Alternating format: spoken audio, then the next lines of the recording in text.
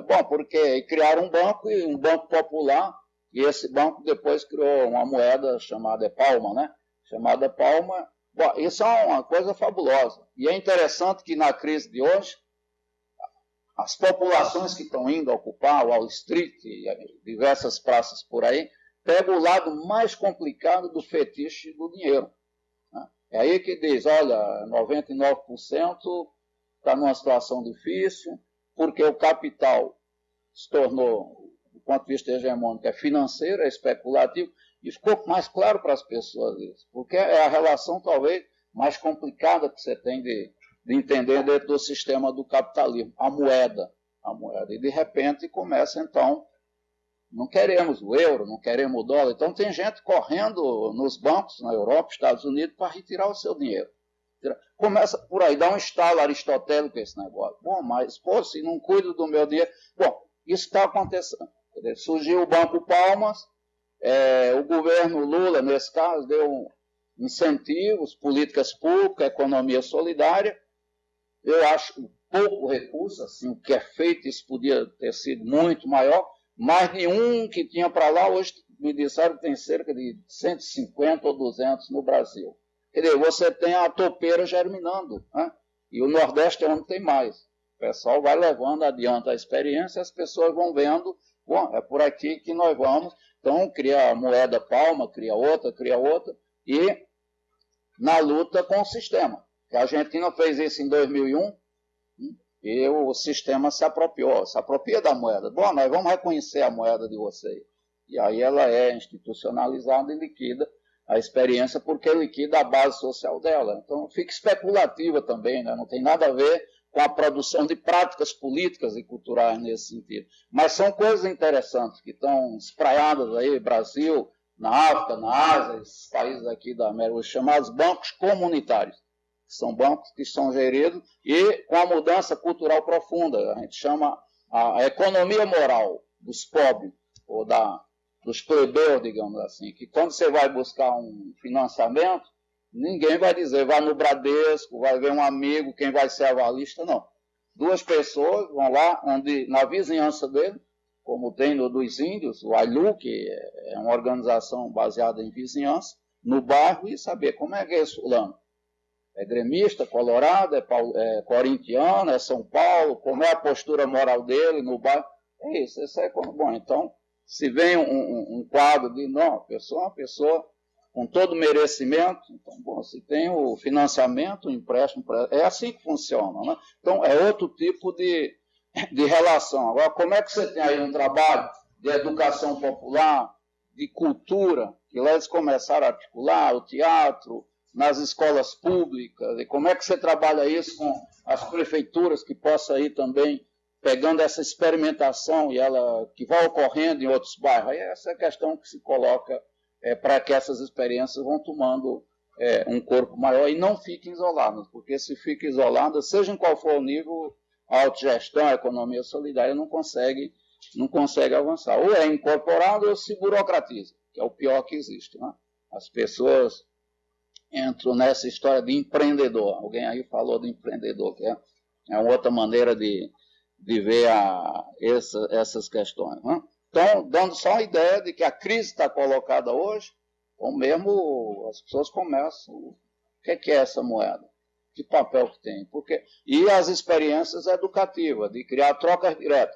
Então, o Brasil está cheio de grupos de trocas diretas nas periferias, né? São as pessoas que chegam no fim de semana, se reúnem, cada um põe o que produziu. São coisas pequenas, mas quando são muitas, se elas se articulam, né, você passa a ter um outro sentido. E as pessoas vão explicar o seu trabalho, como que fez, e tem uma moeda própria. Bom, esse que você fez, por quanto, como que vai ser, quanto que vende, digamos assim, a pessoa é tanto. Então começa a surgir experiências assim, do ponto de vista educativo, de fazer oficinas, nesse sentido de troca direta, de moeda social, um pequeno bairro que se organiza e diz, bom, nós vamos ter a nossa moeda. Como preparar a população para viver sem o dinheiro? Né? Essa é uma boa questão, porque essa coisa do dinheiro, eu digo sempre assim, é muito difícil alguém entender uma sociedade que não tem Estado, né, essa estrutura política, que não tem a moeda e que não tem a igreja, né, que tem a fé, que não tem a Deus, digamos assim. É muito difícil esse tipo de coisa, né? E que as pessoas e a natureza sejam a mesma coisa, e não a natureza como uma coisa totalmente distante de você. É difícil isso, porque é um modo de vida que foi construído durante séculos e séculos, né? Aqui, quando descobriram, e chegou aí o Colombo, chegou o Cabral e começou a matar os índios, mas liquidar a cultura que existia, ou as culturas que existiam, né? Porque aqui se trabalha a diversidade, né? E a Europa tem todo um processo da saída do feudalismo para ficar só nesses dois pontos, e foi implementando um modo de vida que é esse, que parece que chegou ao auge, né? Com a informática, com essa tecnologia toda de computação, etc, etc. Então, esses são os princípios fundamentais para você pensar política pública de uma forma radical, né? De pensar a questão, refundar o Estado, a questão da democracia nos bairros, as cidades, etc, etc. Essa é a experiência que a Comuna traz e que está aí numa vigência e engravidando alguns países. Claríssimo, Venezuela, Bolívia, Equador, que na Constituição, eu repito, diz o Estado é comunal. A sociedade vai se reorganizar toda em conselhos populares, em comunas, etc, etc, etc. Bom, e vamos ver aonde chega todo esse processo. E em outros países, onde a coisa é mais fria, no Brasil, são centenas ou milhares de experiências que estão espraiadas pelo país afora. E que a gente sabe muito pouco na universidade, a mídia fala muito pouco sobre isso, né? E que a economia solidária não é só o artesanato, a empresa recuperar, não, mas são experiências territoriais que estão espraiadas pelo Brasil. E pelo que eu falei, nós estamos discutindo. Autogestão territorial, autogestão no campo da produção, mas autogestão na questão pública, na questão do Estado, sociedade. Não, mas se eu não sou operário, eu não sou camponês, não. Quem está na função de ser um gestor público tem essa questão de como pensar a autogestão. Eu estou no Estado para ter um tipo de ação que pereça o Estado, que feneça o Estado. E isso não é em um dia, isso é um processo longo, um retrocesso, mas saber que função que tem de pensar o bem comum, quando a gente diz, é pensar a propriedade comum. Como fazer com o nosso governo? Como fazer com as nossas prefeituras? Não é? Enfim, aí você tem elementos para ir radicalizando, para ter vontade política e desenvolvendo lutas, experiências que são além do capital. Se ela é liquidada na frente de uma forma ou de outra, fica na memória e a topeira reaparece lá na frente. Está claríssimo isso aqui agora na América Latina Central e essa pujança que vem dos povos que estão se rebelando e se revoltando na África e Portugal. A Europa também, um país aqui, outro ali, outro acolá, onde essas questões... Chegou na Alemanha, né? Chegou na Alemanha, né? Chegou na Alemanha, que é a potência mais articulada lá com os Estados Unidos, onde dizem que tem 100 cidades onde as pessoas estão indo e discutindo essas questões também, os indignados, né? Os indignados. Aí eu faço um parênteses, um francês que foi da guerrilha na resistência contra a ocupação de Hitler, ele lançou um folheto na França, no começo do ano, chama-se Indignai-vos. O homem tem estatura moral para chegar, já com quase 90 anos, e viu esses movimentos dos jovens e é preciso se indignar diante dessa situação. É uma crise profunda, onde põe a questão ou outro tipo de sociedade, que alguns chamam socialismo, ou a barbárie. Onde nós vamos? Quantas guerras? Acabar a natureza, o meio ambiente, está a olho nu esse lado destrutivo do capital hoje. Né? Todo mundo percebe, já se tornou uma coisa muito clara.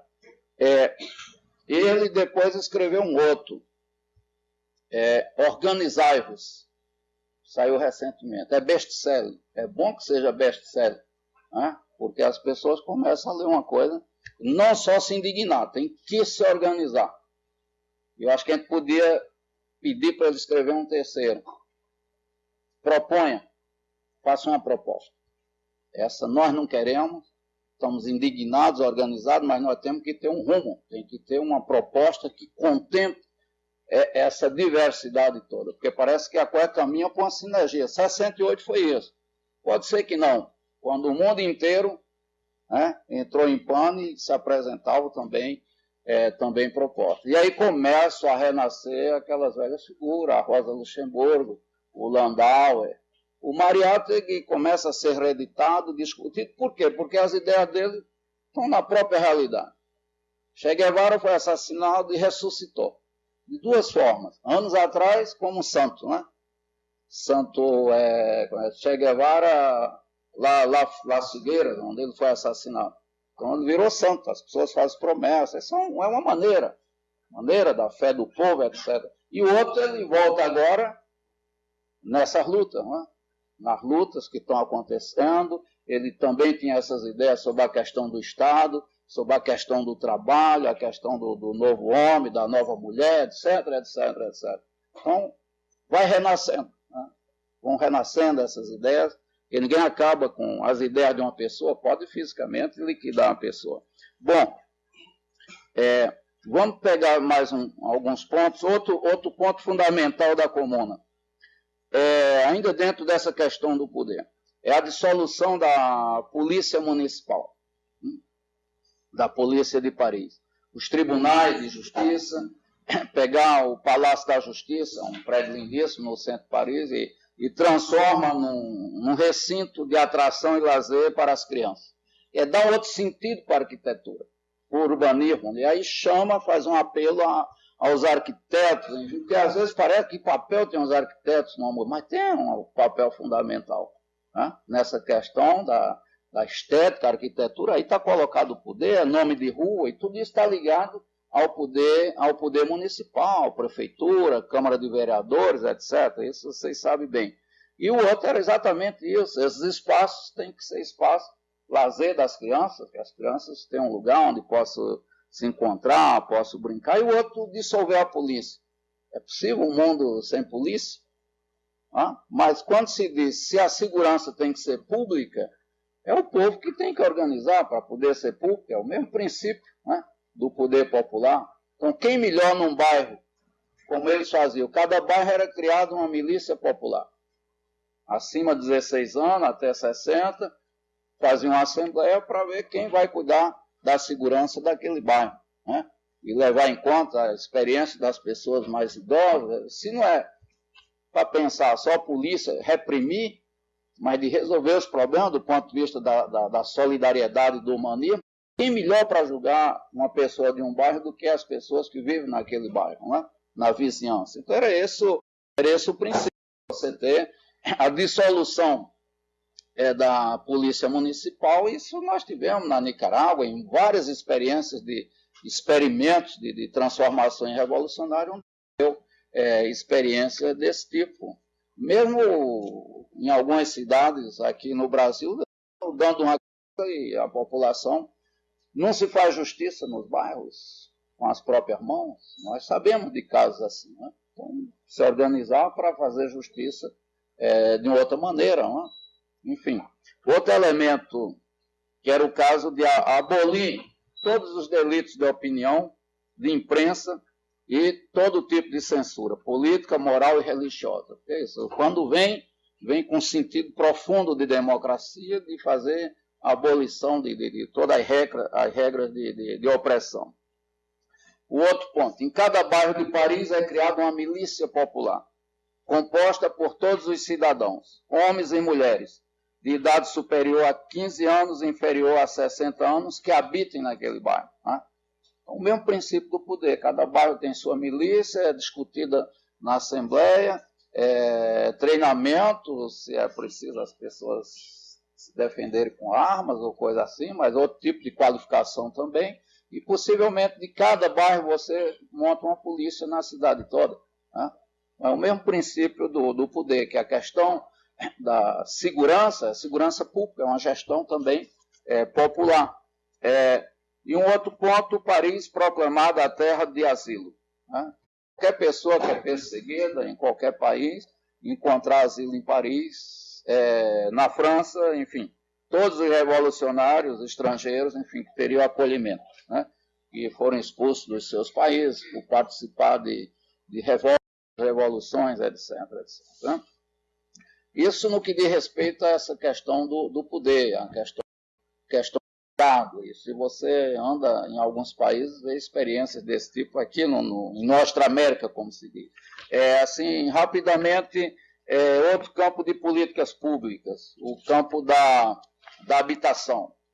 Estamos falando só de problemas que nós temos aqui no nosso país, né? Polícia, Estado, questão da democracia, como se organizar e habitação. Então, um problema sério. Toda expropriação geral dos solos e sua comunização. Comunização quer dizer, se torna propriedade comum. Requisição das residências secundárias. É muito comum residência secundária, você tem onde você habita e você tem uma segunda casa. Um apartamento, uma casa em Paris ou mesmo no campo. E proibir algumas profissões, como promotores, agentes de imóveis e exploradores da miséria geral. Todo esse aparato que o Estado forma de uma burocracia, de uma tecnocracia que é verdade para exploração. E os serviços populares de habitação, aqueles que são ligados ao poder público, às estruturas, aos governos, terão a finalidade de restituir verdadeiramente à população parisiense seu trabalhador e popular. Sobre os transportes. Os meios de transporte públicos são gratuitos e de livre utilização. Tá? Então, bom, não tem moeda, não tem dinheiro, é impossível isso. A social-democracia fez isso lá no norte da Europa, em alguns países onde, enfim, Rio Grande do Sul, Porto Alegre, uns domingos o transporte é gratuito. Cuba, você põe apenas uma moedinha simbólica, não é?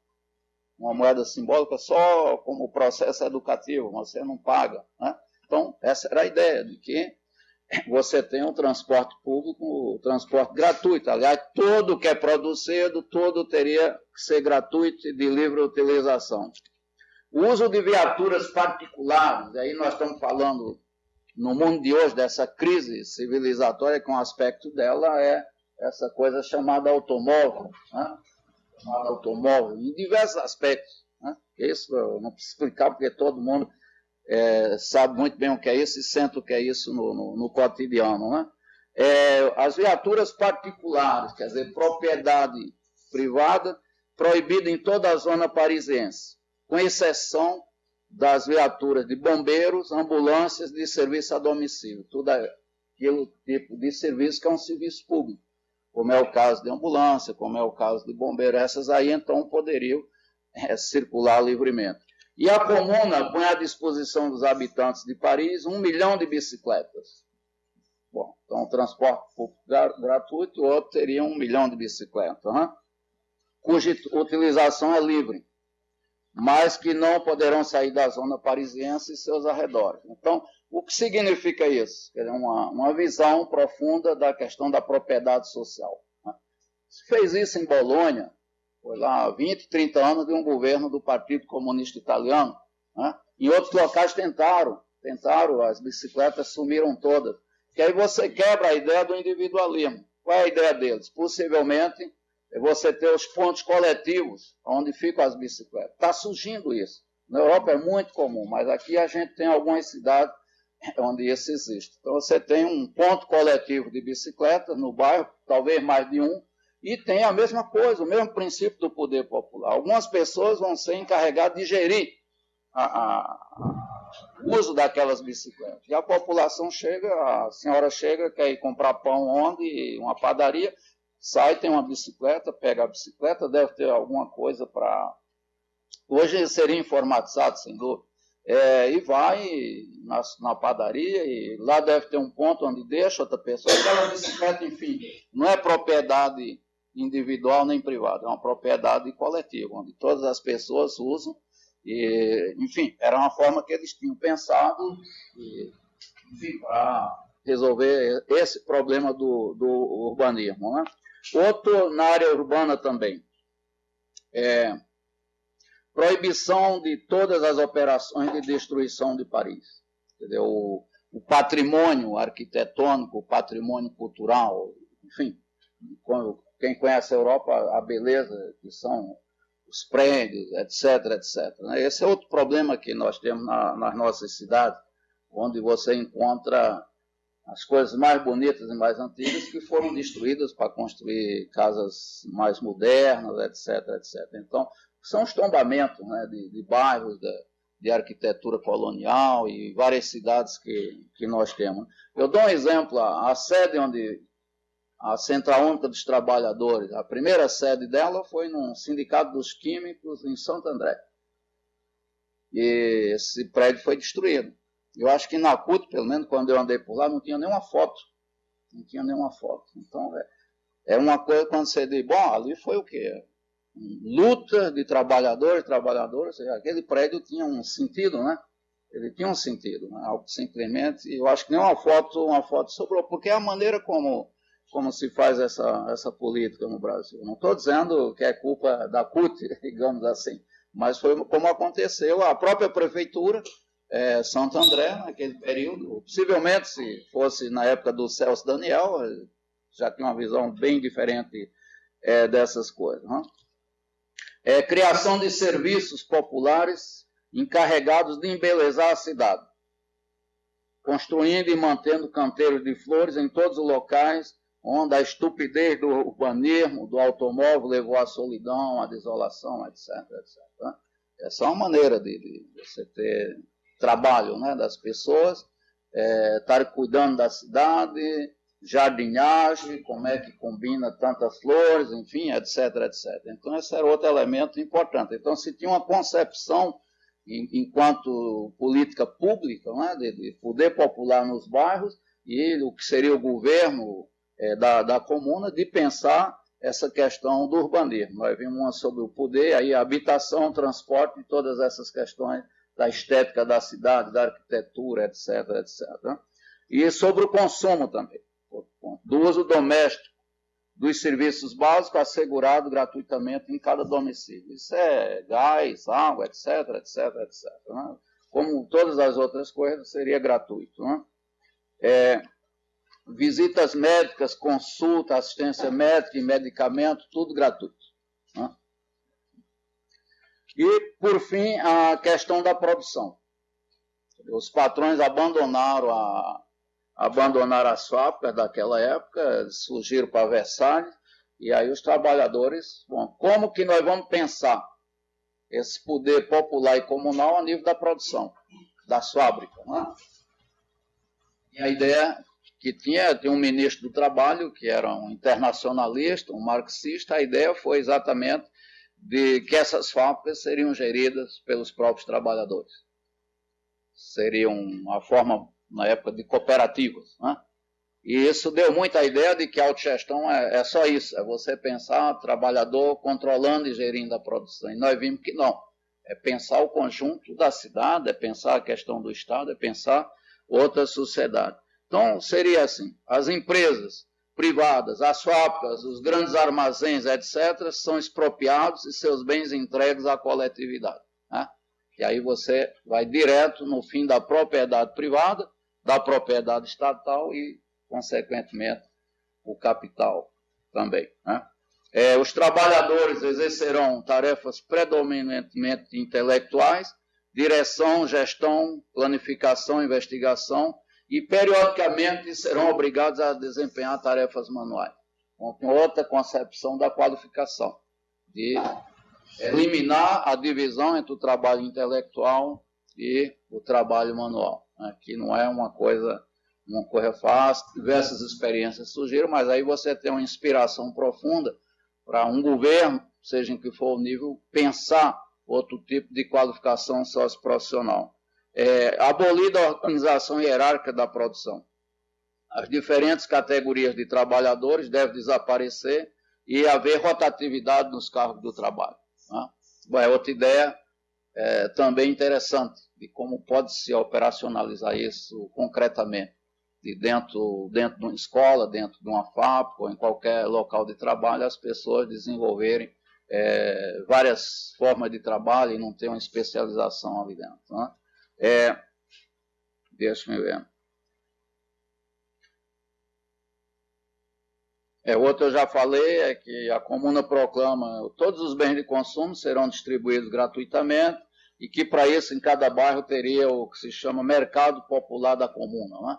Onde a própria população iria gerir, uma articulação, um planejamento para o bairro, de que esses mercados receberiam tais mercadorias e como é que a população iria buscar aquilo que tem necessidade. É a experiência que existe por aí afora. Existe na Escócia uma comunidade chamada Findhorn, que é exatamente assim, uma comunidade muito espiritualista, né, onde o elemento étnico-cultural é muito forte, a cosmovisão. Isso é muito forte na América Latina, porque aqui a cosmovisão indígena dessas culturas pré-colombianas, astecas, maias, mas também guaranis, todo, o lado espiritual é muito forte. O espiritual, não estou falando de transcendência, mas de cosmovisão mesmo. Então é muito forte esse elemento de um mundo encantado. O mundo encantado. O mundo não é só a relação entre os seres humanos, mas com a natureza. E aí entre os mitos, essas coisas. Isso é muito forte e, nesse sentido, a autogestão, quando aparece nessas experiências aqui da América Central, é muito forte.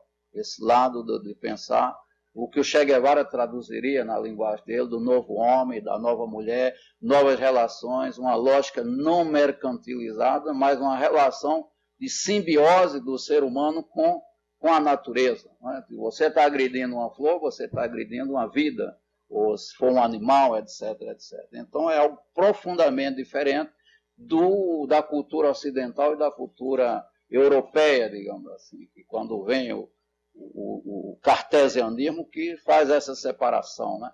De que tem o subjetivo, que tem o objetivo, o sujeito e o objeto, ao passo que nessas comunidades, o processo de trabalho, família, tudo isso vem articulado. Você não consegue fazer essa separação. Então, o que eles colocam aqui é algo muito interessante nesse sentido. Né? E depois também a questão da aposentadoria. O trabalhador com mais de 55 anos estaria aposentado, não tem mais atividade profissional, vai receber integralmente seus meios de existência. É só você ir na cultura inca, asteca, e então você vai ver as pessoas que tinham deficiência física, etc, etc, os idosos, como que se dava o processo de trabalho. Então os outros trabalhavam e essas pessoas teriam também o direito, porque tudo era propriedade comum, né, de receber o que tem de necessidade para a sua sobrevivência. E em trabalhos que eram mais dispendiosos de energia física, as minas, etc, etc, aí a idade seria bem abaixo de 55. E por fim, que eu acho que o tempo já esgotou há muito tempo, a escola. Então aí vem as ideias dos anarquistas e várias correntes, abolida a escola velha. E as crianças devem se sentir como em sua casa, aberta para a cidade, aberta para a vida. A função da escola é tornar as crianças felizes e criadoras. Elas vão decidir sua arquitetura, o horário de trabalho e o currículo, o que é que elas querem aprender também. Acaba o professor antigo, não há mais um monopólio da educação, ela vai ser concebida não mais como transmissão do saber livresco, mas capacidade profissional de cada um, baseada na experiência de cada um. Esse é um tema, quando você discute com os professores, eles dão pulos imensos assim, mas é que vem aqui propostas libertárias, aqui é uma mistura de propostas das discussões que ocorreram para, digamos assim, formular essa ideia. E a outra é sobre família, que aí leva a nossa discussão de lá atrás, como que surge a família comunitária, como é que surge o patriarcado, como é que as mulheres perdem o poder no momento em que elas que cuidavam da economia da época, que era a agricultura. 20% do que existe hoje de produtos vem dessa época, que eram as mulheres que produziam respeitando o meio ambiente, a ecologia, etc, etc. Então, no momento que elas perdem esse poder, que os homens assumam pelas mudanças na ferramenta de trabalho, no arado sobretudo, os homens assumem o poder, as mulheres vão sendo deslocadas para o lado doméstico, e no momento em que o homem toma consciência de que ele participa da procriação da vida humana, da gestão da vida humana. Isso era tido como, enfim, os homens não tinham consciência, em um certo momento da história, isso aconteceu, as mulheres perderam esse poder simbólico também, e aí mudaram os deuses